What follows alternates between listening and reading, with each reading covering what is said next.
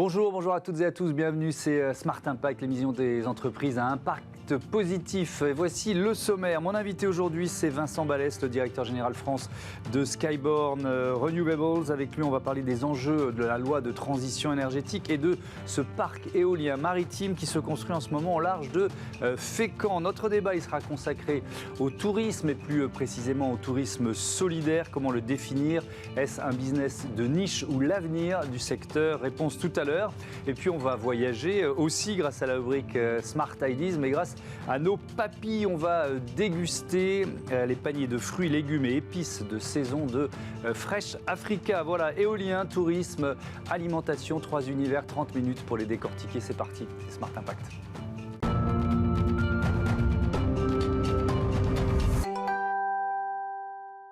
Bonjour Vincent Ballès, bienvenue. Vous êtes donc le directeur général France de Skyborn Renewables, entreprise d'origine allemande, basée à Brême, environ 350 salariés aujourd'hui. Votre métier, c'est l'éolien offshore, l'éolien maritime. Pour peut-être, j'ai donné 2-3 chiffres, c'est combien de pays? Vous êtes présent dans combien de pays? Quelle région du monde se développe le plus aujourd'hui? Alors, nous avons commencé l'éolien en mer en 2000, donc il y a plus de 20 ans, oui. Et nous sommes présents dans une quinzaine de pays. Historiquement, le cœur de l'éolien en mer, c'est vraiment l'Europe, et donc c'est le cas également pour Skyborn, donc les pays européens, l'Allemagne, la mer Baltique, la France. Et depuis 3-4 ans, il y a une accélération de la transition également énergétique et de l'accès à l'électricité en Asie. Donc c'est également le cas pour Skyborn. Nous sommes très présents à Taïwan, Japon, Corée du Sud, Vietnam. Alors, si on fait un focus européen, la France, même si c'est en train de bouger, est quand même très en retard par rapport à d'autres pays. Je vais citer les Pays-Bas, je vais citer le Royaume-Uni, qui sont sans doute les premiers pays au niveau européen. Comment vous expliquez ce retard? Vous avez le recul du temps et de l'expérience pour nous l'expliquer. C'est vrai qu'on travaille sur l'éolien en mer depuis quelques années en France. Hein. Le premier appel d'offres dont on voit les premiers parcs aujourd'hui sortir de l'eau a été initié en 2010-2011. Et nous faisons partie depuis le début de cette aventure. Ça a mis beaucoup de temps. Alors, il y a deux raisons à ça. Déjà, la France est partie plus tard que les autres voisins européens parce que c'était moins nécessaire d'engager sa transition énergétique à l'époque. Il y avait un équilibre énergétique qui faisait que c'était moins nécessaire de l'engager. Grâce au nucléaire, notamment? Avec le nucléaire, tout à fait. Et d'autre part, les premiers parcs, ils mettent toujours plus de temps. C'est ce qu'on a pu également voir chez nos voisins européens. Les premiers projets mettent un peu plus de temps. Tout l'enjeu, c'est pour les suivants d'aller plus vite, de tirer les enseignements de ces premiers projets. Mais est-ce qu'on n'a pas pris un peu la question à l'envers en France? C'est-à-dire que dans d'autres pays, on a commencé par nationalement et puis région par région définir les zones, se mettre d'accord avec les riverains, les pêcheurs, enfin toutes les parties prenantes sur les zones, et après on a lancé les appels d'offres. Est-ce qu'on n'a pas pris les choses à l'envers? Là, vous touchez du doigt vraiment le cœur du sujet ou du problème, cette planification de l'espace maritime. En fait, aujourd'hui en France, les appels d'offres en cours se font un petit peu un par un, à la suite les uns des autres, sans qu'il y ait eu ce travail global de fait. Alors, il y avait néanmoins eu un travail global de fait en 2010-2011 pour le premier appel d'offres. Donc il y a 6 projets qui avaient été identifiés, lancés, mais depuis, c'est au coup par coup et zone après zone. C'est un axe de travail vraiment essentiel pour accélérer ce développement de l'éolien en mer.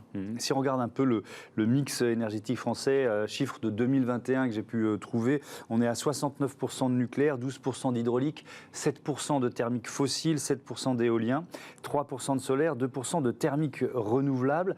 Il y a cette loi de transition énergétique qui a été présentée la semaine dernière en Conseil des ministres, qui prévoit évidemment d'augmenter la part des énergies renouvelables dans ce mix énergétique. Est-ce que vous la trouvez suffisamment ambitieuse, cette loi? Alors, le premier point, c'est l'ambition et l'intention de cette loi, accélérer le développement des énergies renouvelables. Et ça, c'est vraiment une nécessité. Dans quel contexte on se situe? Le premier contexte, c'est les accords de Paris, 2 degrés, et arriver à 2050 à une économie décarbonée. Pour ce qui est de l'énergie, économie décarbonée, ça veut dire baisser notre consommation d'énergie Aujourd'hui, dans notre mix énergétique, vous avez donné des chiffres pour l'électrique, mais dans le mix énergétique, il y a encore énormément de fossiles. Énormément d'énergie fossile, c'est 2/3. Donc ça pose un problème pour le CO2. Ça pose aussi un problème de dépendance que nous vivons aujourd'hui dans cette guerre avec l'Ukraine, dans cette guerre entre la Russie et l'Ukraine, d'une dépendance aux énergies fossiles. Donc, l'ambition, c'est véritablement d'augmenter les énergies renouvelables, de baisser la consommation énergétique et d'augmenter fortement les énergies renouvelables. Et donc, cette loi doit le permettre. Est-ce que, alors si ça c'est le principe général, si on rentre un peu dans le détail, est-ce qu'il y a des freins qu'on pourrait lever encore ? Alors, dans cette loi, je vous ai parlé de l'intention qui est louable et que nous saluons. Ensuite, il y a les éléments qui sont dans la loi et qui sont positifs et les éléments qui ne sont pas dans la loi et que nous aimerions néanmoins qui sont nécessaires pour accélérer. Qu'est-ce qui manque alors ? Qu'est-ce qui manque ? Alors déjà, pour ce qui est dans la loi, le sujet que vous évoquiez tout à l'heure, la planification maritime est dans la loi. Donc ça, c'est très bien. Il y a quelques ajustements à faire parce que c'est vraiment un travail national qui doit être fait plutôt qu'un travail par façade dans un premier temps. Mais là, on est un petit peu dans un ajustement par rapport à ce qui est dans la loi. Deuxième volet qui est dans la loi, c'est au niveau des procédures. Où on parlait du temps long tout à l'heure. Les premiers parcs français ont mis 10 ans à sortir de l'eau. Dans ces 10 années, il y a en gros 8 années de procédure, 2 années de construction. Donc on voit bien qu'il y a quelque chose qui ne fonctionne pas. Donc ces 8 années de procédure, l'objectif c'est de réduire ça, optimiser, sans sauter des étapes, mais optimiser le processus. Donc là, il y a des choses dans la loi aujourd'hui. Nous faisons, Skyborn, la filière, des propositions pour affiner un petit peu ça. Les éléments qui ne sont pas dans la loi et qui ne sont pas de l'ordre du législatif, donc ils n'ont pas vocation à rentrer dans la loi, mais qui sont aujourd'hui un frein au développement de l'éolien en mer à la vitesse souhaitée. C'est vraiment les moyens pour mettre en œuvre cette filière. C'est une filière, on parlait tout à l'heure de l'énergie renouvelable qui, à 2050, permettrait d'arriver à une énergie décarbonée. Très fort développement de cette filière. Ce sont des grands projets dont on parle. Le projet de Fécamp, par exemple, c'est un investissement de 2 milliards d'euros. Donc, c'est des grands projets qui doivent être pilotés, des procédures très, très importantes par rapport à ça. Il faut des moyens pour piloter ça, des moyens au niveau national pour l'État, dans les administrations qui pilotent ça, et également au niveau des façades, au niveau des régions. Les personnes en place sont de très grande qualité, mais en nombre insuffisant pour faire face à l'ambition de cette filière et à la nécessité de cette transition énergétique. Ce projet de Fécamp, justement, c'est quoi ? Quelle capacité de production ? Je crois que quand il sera en exercice, il deviendra à date le plus puissant de France, c'est ça ? Alors, en fait, c'est un projet qui vient du premier appel d'offres. Dans le premier appel d'offres, donc ces 6 projets faisaient tous 500 mégawatts. D'accord. Donc, en ordre de grandeur, c'est une demi-tranche de centrale nucléaire, 500 mégawatts. En termes de production, on est sur l'équivalent de la consommation domestique de 750 000 personnes. Un parc comme ça, c'est la consommation domestique d'un département français moyen. Pour ce qui est de la Seine-Maritime, le parc de Fécamp est en Seine-Maritime. C'est un département un peu plus grand, donc on est sur 60% de la consommation du département. Si on compare l'éolien maritime et l'éolien terrestre, quels sont les avantages de l'éolien maritime ? Alors, c'est plus efficace ? Déjà, en préambule, ce que je souhaiterais dire, c'est que ce n'est pas le choix entre l'un ou l'autre. Oui, et dans il faut développer les deux. Voilà, c'est ça. Dans le mix des renouvelables, il faut faire et du maritime, et du terrestre, et du photovoltaïque. Les atouts du maritime, c'est que d'une part, on va se situer loin des habitations. Les premiers parcs, c'est 12 km des côtes. Les prochains, ça sera 20 km. La technologie évolue, donc 20 km, 30 km. Donc on se situe loin des côtes, loin des habitations. Premier point. Donc plus acceptable par les riverains. Donc faut le dire aussi, parce que c'est souvent un frein qui s'exprime. Exactement. Le sujet de cohabitation et plus fonctionne mieux. Le deuxième volet, c'est la nature des vents. C'est les vents marins pour toute personne qui a un petit peu navigué, un petit peu passé du temps sur la mer. On sait que les vents marins sont plus stables, plus constants, et ça permet en fait de produire beaucoup plus d'électricité. Les pales d'éoliennes vont pouvoir être plus longues sur une même à partir d'un même mât d'éolienne, on va mettre des pales d'éoliennes plus longues qui vont capter plus de vent. Et in fine, avec une même puissance d'éolienne, on va produire 2 fois plus d'électricité. Donc c'est ça le véritable enjeu de l'éolien en mer, c'est produire beaucoup plus avec moins d'éoliennes in fine. Dans les choix du gouvernement, il y a un soutien à 50-50 entre le nucléaire et le renouvelable. C'est le bon équilibre ?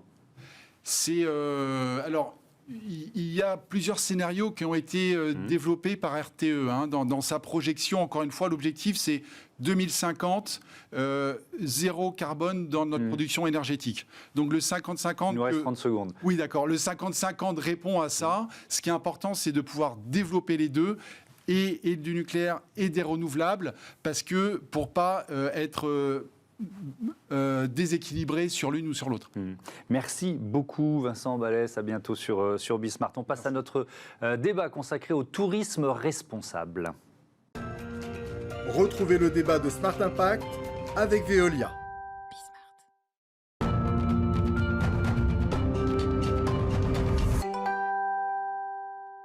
Je vous présente tout de suite les invités du débat de ce Smart Impact. Robin Kerkhoff, bonjour. Vous êtes le fondateur de Walter Travel. À vos côtés, Adrien Ruffino, bonjour. Bonjour. Fondateur de Solidérance. On commence par définir peut-être ce dont on va parler ensemble. Tourisme solidaire, c'est quoi votre définition ? Alors le tourisme solidaire, il y a plusieurs définitions, mais effectivement, si on doit retenir une chose principale, c'est d'abord, avant tout, de voyager, donc le tourisme, mais tout en faisant un petit peu attention effectivement à tous les impacts qu'on va pouvoir avoir lors du voyage, donc au niveau du déplacement, mais aussi de l'impact sur les populations locales, son impact de manière générale en fait.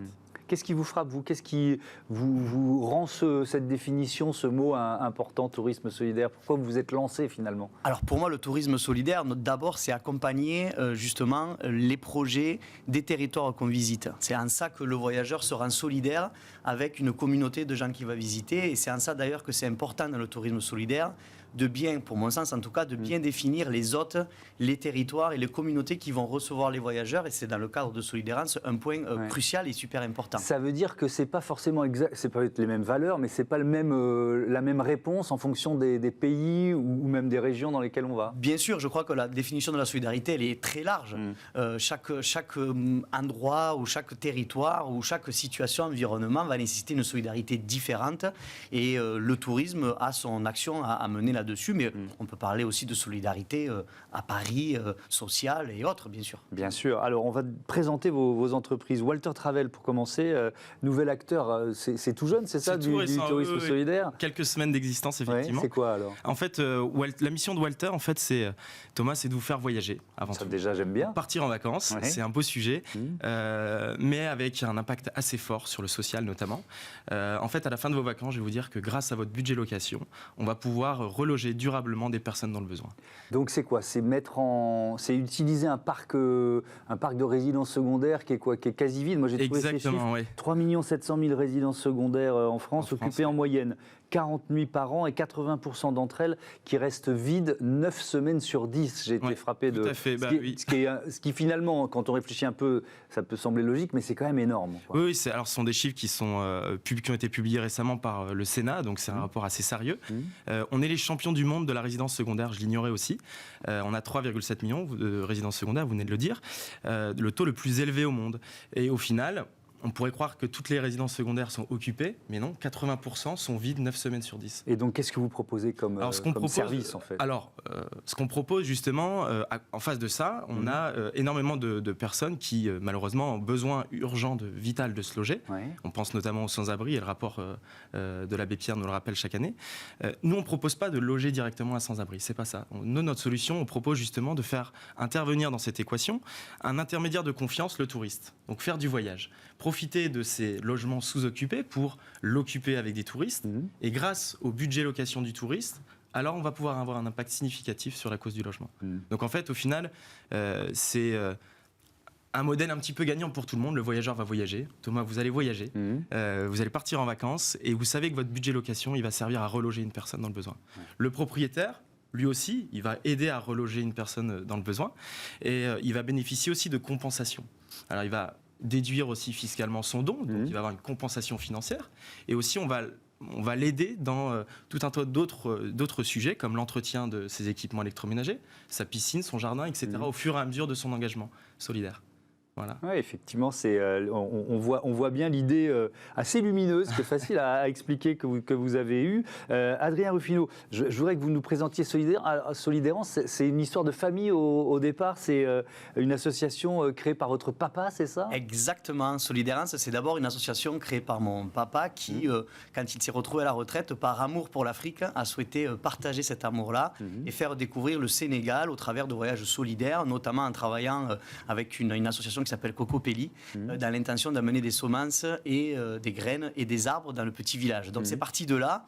Et ensuite, bien moi, dans une évolution de carrière professionnelle, j'ai eu aussi besoin parce que vous avez fait du management commercial pendant des années, oui, c'est ça? J'ai travaillé dans l'industrie du sport pendant 13 ans, sur des fonctions managériales et commerciales, une marque très connue, dont je ne citerai pas le nom, mais du coup qui m'a envoyé en Colombie, enfin je suis parti en Colombie travailler pour cette marque-là pendant 3 ans. Et puis là-bas, j'ai aussi eu ce déclic de besoin de cohérence, besoin de changer de vie. Et donc, j'ai souhaité démissionner, prendre un sac à dos, partir voyager, et puis découvrir un élément dont on pourra peut-être parler tout à l'heure, qui s'appelle la permaculture. Oui, effectivement, on va en parler tout de suite. Donc, vous créez Solidérance SAS. Alors, donc là, c'est quoi? On sort un peu du statut associatif? Oui. C'est quoi la logique? Oui, moi, j'ai souhaité... ne pas rentrer dans des débats, est-ce que c'est de l'associatif, c'est une entreprise que j'ai souhaité, c'est une SAS, voilà, moi je veux que demain ça devienne une entreprise pérenne et durable, qui crée de la valeur, qui crée de l'emploi, qui me fasse vivre, mais avec mes valeurs. Et du coup, quand j'ai pris la décision de monter cette agence de voyage, j'ai pris les anciens réflexes de travailler dans les grosses boîtes, vision, mission, qu'est-ce que je veux faire dans le cadre de cette entreprise. Et voilà, ça a pris forme. Et alors la permaculture, quel rôle elle joue dans cette offre de voyage solidaire? Elle joue un rôle majeur. Alors si je peux me permettre, je vais d'abord commencer par très rapidement la définir. En tout cas, ma définition, c'est que la permaculture, c'est un vrai mode de vie. C'est une philosophie qui est basée sur 3 valeurs.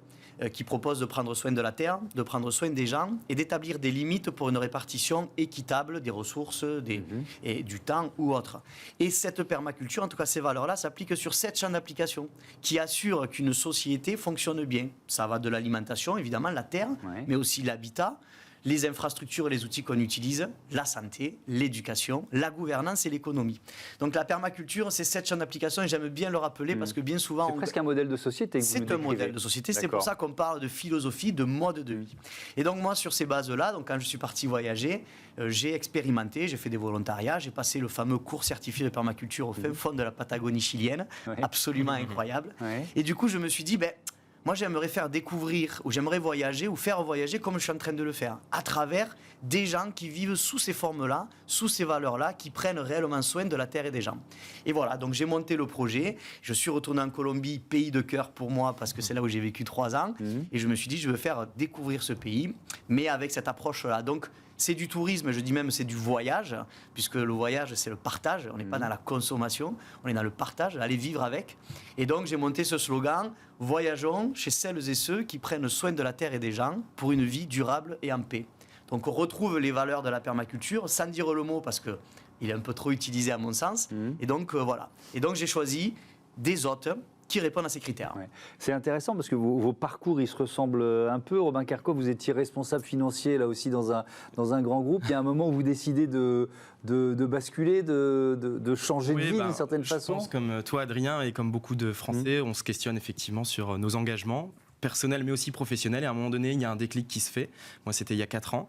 Et j'ai souhaité donner une autre orientation à ma carrière professionnelle, réaligner sur mes valeurs, tu le disais tout à l'heure. Et je pense que c'est ce qu'il y a de plus important, c'est de s'écouter. Et donc, j'ai souhaité aussi faire le grand pas. Alors, si on rentre un peu dans le détail, la plateforme Walter Travel, ça fonctionne comment ?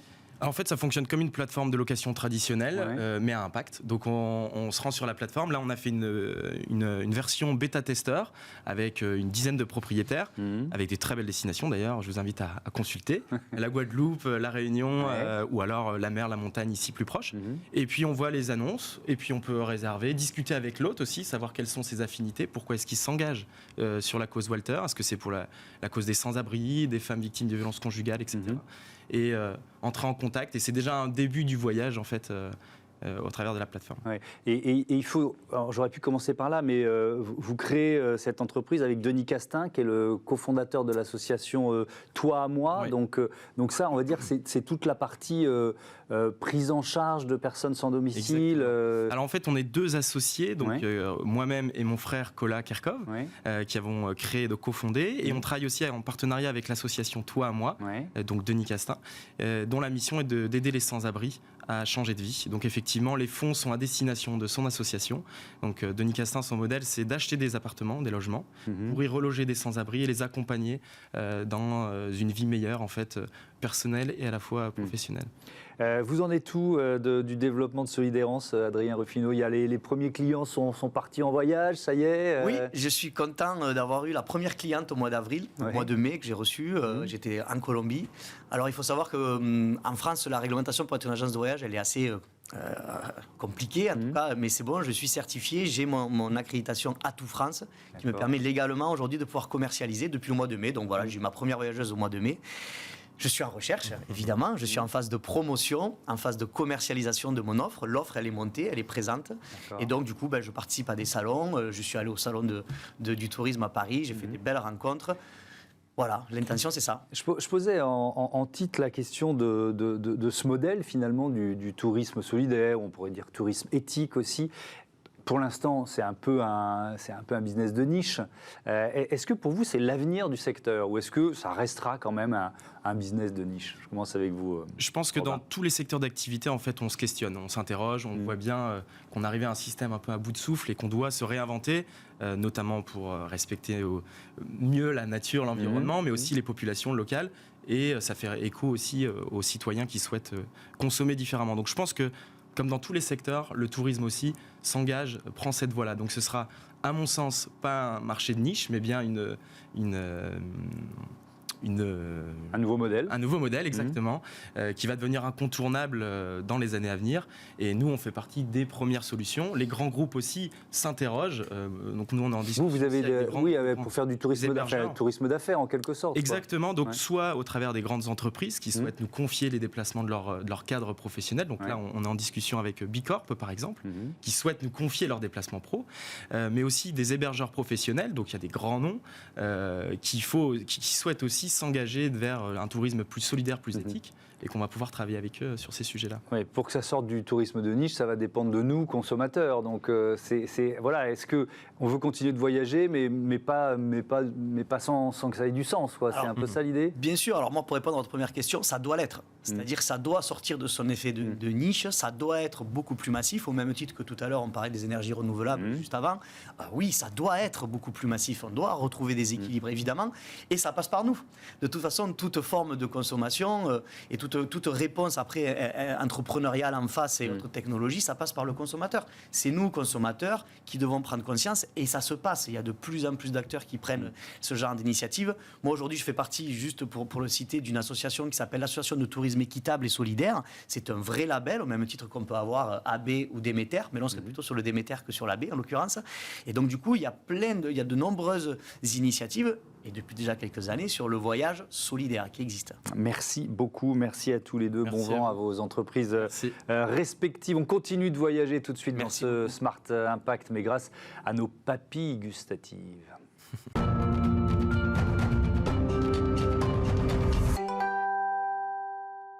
Smart Ideas avec Katia Kouseke, bonjour, bienvenue. Bonjour, vous êtes la cofondatrice de Fresh Africa. Alors ma question, c'est souvent la même dans cette rubrique, assez traditionnelle. Vous l'avez créée quand, avec qui et surtout quelle idée de départ? D'accord, cette entreprise, je l'ai cofondée avec Noëlla, qui est une amie à moi, avec qui on a déjà travaillé tout plein de formes. Donc l'idée de départ, c'est que je suis une passionnée de cuisine. Donc je me rendais compte que quand je voulais acheter une bonne viande, j'allais chez le boucher, je pouvais avoir la traçabilité, savoir même jusqu'à ce qu'elle a mangé avant qu'elle soit abattue, mais je ne pouvais pas faire la même chose avec les produits tropicaux. Étant originaire du Congo, j'ai été nourrie avec ces produits et je les remets souvent dans les plats que je fais.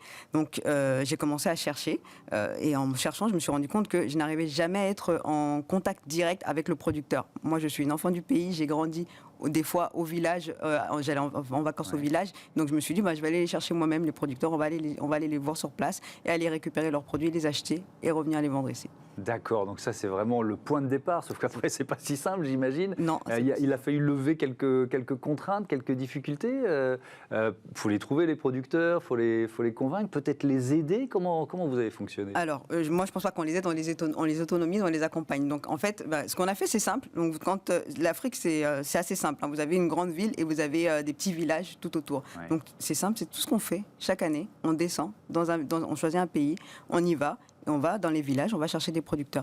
Et on va les rencontrer directement. S'il faut aller prendre la pirogue pour aller les rejoindre, on y va. On prend des 4x4, on fait tout ce qu'il faut pour aller les trouver, on les trouve facilement. Ouais. Alors il y a une question, un enjeu majeur, c'est l'enjeu de la rémunération des producteurs.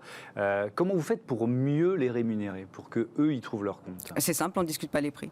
Donc ils nous donnent le prix de leurs produits. On considère qu'ils connaissent la valeur de leurs produits puisque c'est eux qui l'ont fabriqué. Et on l'achète au prix qu'ils nous donnent. Ouais. Ensuite, la promesse, c'est Fresh Africa. Donc pour le transport, pour que ça arrive le plus frais possible pour les consommateurs ici en France, vous faites comment? Justement, on est justement en train de créer cette chaîne logistique qui n'existe pas. On est en fait la chaîne logistique entre le Nord et le Sud spécialisée en produits ultra frais. Donc cette chaîne, on l'a voulu effectivement vertueuse, durable et transparente et on la garantit par la blockchain. Donc ce qu'on fait, c'est qu'on va chercher nous-mêmes ces petits producteurs en Afrique subsaharienne, comme je vous disais. Oui. On va récupérer les produits, on va s'occuper de tout l'acheminement, c'est-à-dire la douane, les mettre dans les avions et les ramener jusqu'ici au client final. Vous en êtes tout de votre développement? J'ai vu qu'il y avait un financement participatif avec Ulule, c'est ça? Oui. Ça, c'était, oui, c'est un peu loin. C'était ancien, ça? Oui, maintenant, on est par exemple, financé par Google. Google nous accompagne sur le projet. Et là, on est en train d'agrandir, d'élargir en fait la base des pays, puisqu'on suit la saisonnalité. Donc, en Afrique, il n'y a que 2 saisons, saison de pluie, saison sèche. Donc, quand il pleut, il n'y a pas de produit. Donc, il faut créer une ligne entre le côté ouest jusqu'au côté est. Et le but, en fait, de cette ligne-là, c'est de pouvoir se déplacer assez facilement dans l'année, avoir des produits toute l'année. Et on a une grosse partie qui est technologique, c'est que, comme je vous disais, nos produits sont garantis par la blockchain. Donc on crée tous ces outils technologiques. Donc il y a une traçabilité, c'est ce que vous recherchiez comme consommatrice. Totale, exactement. Ouais. Comme ça, on sait demain qu'il n'y a pas d'enfants qui travaillent sur les champs, on sait que le producteur a bien été payé à temps et on sait ce qu'il a mis ou non dans ses produits. Comment vous distribuez vos produits? Moi, consommateur, je vais acheter chez Fresh Africa, je fais comment? Alors, pour le B2C, ce qu'on fait, c'est tout simplement, on est une DNVB, c'est qu'on distribue sur notre site propre. Okay. Et sinon, pour le reste, on distribue aussi en B2B. Donc, on a des chefs étoilés qui achètent nos produits. On va avoir des grossistes à Rungis et on va avoir, par exemple, des épiceries fines. Dans ces cas-là, on va directement chez eux. Et ils ont un outil, on a appelé ça un dashboard, mais qui leur permet en fait d'avoir accès aux saisonnalités, aux produits, etc. Ouais. Il y a une appli ou il y aura une appli? Il y a une appli pour le B2B aussi et le B2C, oui, qui est en construction, qui sera finalisée à la fin du mois. Et ben voilà, c'est un beau, une entreprise qui est en train de bien décoller. Merci beaucoup d'être venu nous présenter Fresh Africa. Merci Katia Kouseka, à bientôt et bon vent à votre entreprise. Vous pouvez rester en place juste le temps que je dise au revoir et que je remercie toutes les équipes de Bismart et vous, téléspectateurs. Merci à toutes et à tous de votre fidélité à la chaîne des audacieuses et des audacieux. Salut!